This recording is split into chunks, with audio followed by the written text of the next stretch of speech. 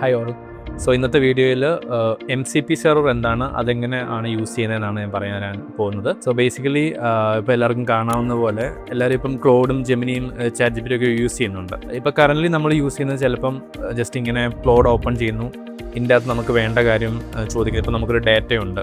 ഞാനിവിടെ ഒരു എക്സാമ്പിളായിട്ട് എടുത്തിരിക്കുന്നത് ഇതിപ്പം എൻ്റെ തന്നെ വിക്സ് സൈറ്റാണ്. ഞാൻ ഇതുവഴി എൻ്റെ ബുക്ക് സെല് ചെയ്യുന്നുണ്ട്. ഇതിൻ്റെ ഡാറ്റ അല്ലെങ്കിൽ ഇതിൻ്റെ അനാലിസിസ് ഒക്കെ ചെയ്യണമെങ്കിൽ ഇവിടെ പോയിട്ട് എന്താണോ വേണ്ട അതിൻ്റെ റിപ്പോർട്ട് ചിലപ്പോൾ ഡൗൺലോഡ് ചെയ്തിട്ട് അത് ചിലപ്പം ക്ലോഡിലോട്ട് അപ്ലോഡ് ചെയ്ത് കൊടുക്കുമായിരിക്കും, അല്ലെങ്കിൽ സ്ക്രീൻഷോട്ട് എടുത്തിട്ട് കൊടുക്കുമായിരിക്കും. ഇതൊക്കെയാണ് എൻ്റെ ഡാറ്റ.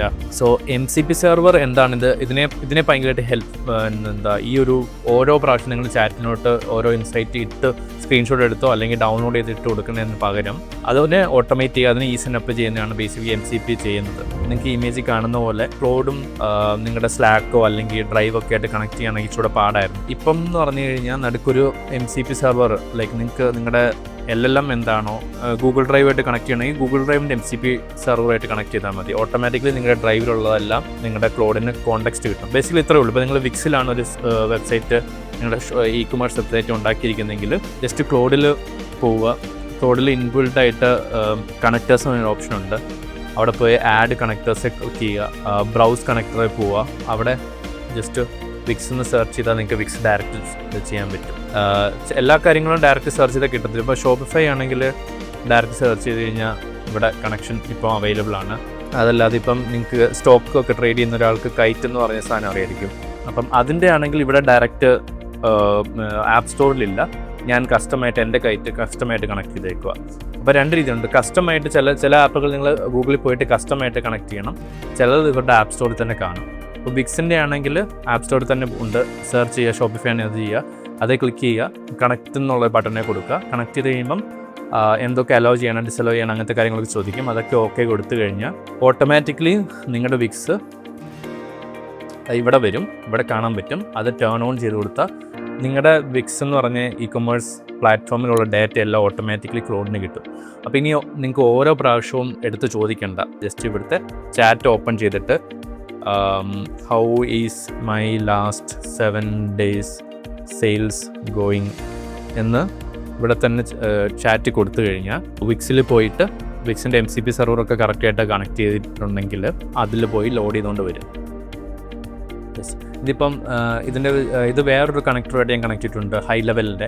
അപ്പോൾ അതാണെന്നാണ് ഇപ്പം തെറ്റിദ്ധരിച്ചിരിക്കുന്നത്. സോ അപ്പം എനിക്ക് പറയാം.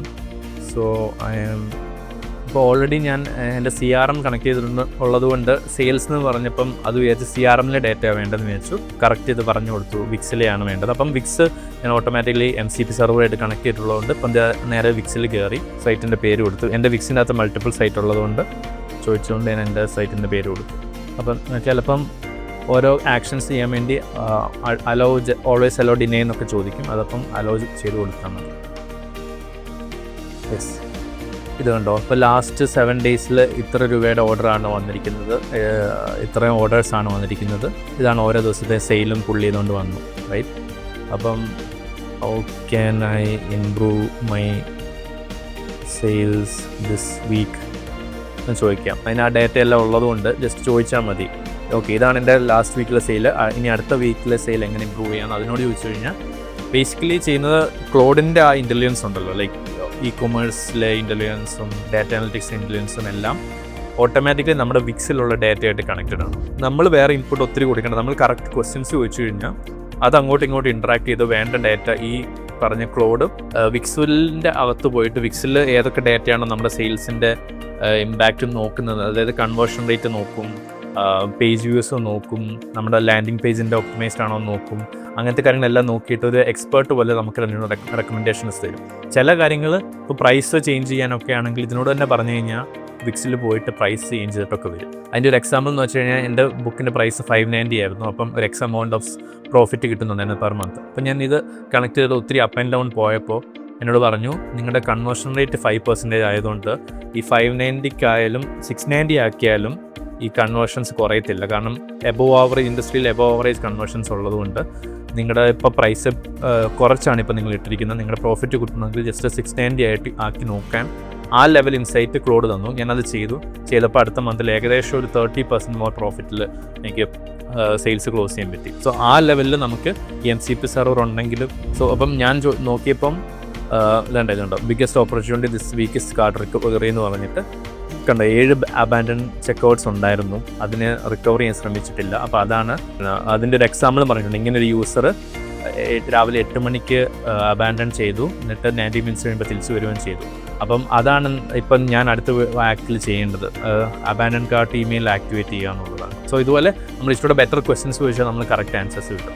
സോ ബിക്സ് പോലെ അല്ലാതെ വേറെ ഏതെങ്കിലും ആപ്പാണ് നിങ്ങൾക്ക്, ഇപ്പം കൈറ്റിൻ്റെ ആണെങ്കിൽ നിങ്ങൾ ജസ്റ്റ് ഗൂഗിളിൽ വരിക, അവിടെ ആ വിക്സിൻ്റെ ക്ലോഡിൻ്റെ ആപ്പ് സ്റ്റോറിൽ ഇല്ലെങ്കിൽ ജസ്റ്റ് ഇങ്ങനെ ഏത് ആപ്പാണ് നിങ്ങൾക്ക് വേണ്ടത്, ഏത് ഇതാണോ ചെയ്യുന്നത് അതിൻ്റെ ഗൂഗിളിൽ വന്നിട്ട് kite serve the MCP server എന്നടിച്ചു കഴിഞ്ഞാൽ ആ ആപ്പിൻ്റെ ഒരു ബ്ലോഗ് മിക്കവാറും കാണും, എങ്ങനെയാണ് ആ ആപ്പ് നിങ്ങളുടെ ക്ലൗഡുമായിട്ട് കണക്ട് ചെയ്യേണ്ടതെന്നുള്ളൊരു ട്യൂട്ടോറിയൽ കാണുമായിരിക്കും. അതിൽ പോയി നോക്കിക്കഴിഞ്ഞാൽ നിങ്ങൾക്ക് മനസ്സിലായി. ഇവിടുന്ന് ഒരു ബേസിക്കലി ഒരു ലിങ്ക് കിട്ടും, ഈ ഒരു ലിങ്ക് MCP റിമോട്ട് എന്ന് പറഞ്ഞ ലിങ്ക് കിട്ടും. ആ ലിങ്ക് എടുക്കുക, തിരിച്ച് നമ്മുടെ കണക്ടറിൽ വരിക, കണക്ടേഴ്സിൽ പോവുക, കസ്റ്റം കണക്ടറിൽ വരിക, ഇവിടെ ഒരു MCP സെർവർ URL എന്ന് പറഞ്ഞ സാധനമുണ്ട്, അവിടെ പേസ്റ്റ് ചെയ്യുക, എന്നിട്ട് ആഡ് ക്ലിക്ക് ചെയ്യുക. ഇത്രയാണ് നമുക്ക് കസ്റ്റം വെളിയിൽ നിന്നുള്ള ഒരു കണക്ടർ കണക്ട് ചെയ്യണമെങ്കിൽ ചെയ്യേണ്ട കാര്യം.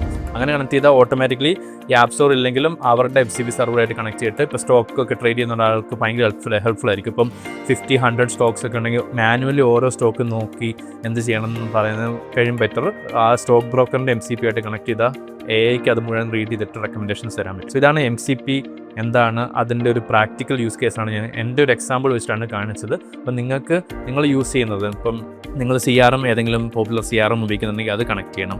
നിങ്ങളുടെ മെറ്റാഡ്സ് കണക്ട് ചെയ്യാൻ പറ്റും. മെറ്റാഡ്സിന് MCP സെർവറുണ്ട്, മെറ്റാഡ്സ് കണക്ട് ചെയ്യുക. സോ ബേസിക്കലി നിങ്ങളൊരു ബിസിനസ് ആണെങ്കിൽ ഈ 2 കാര്യങ്ങൾ, നിങ്ങളുടെ CRM പ്ലസ് നിങ്ങളുടെ മാർക്കറ്റിംഗ് ചെയ്യുന്ന ചാനൽ മോസ്റ്റ്ലി മെറ്റാഡ്സ് ആയിരിക്കും, അത് രണ്ടും ഒരു ചാറ്റിലോട്ട് കണക്ട് ചെയ്യുക.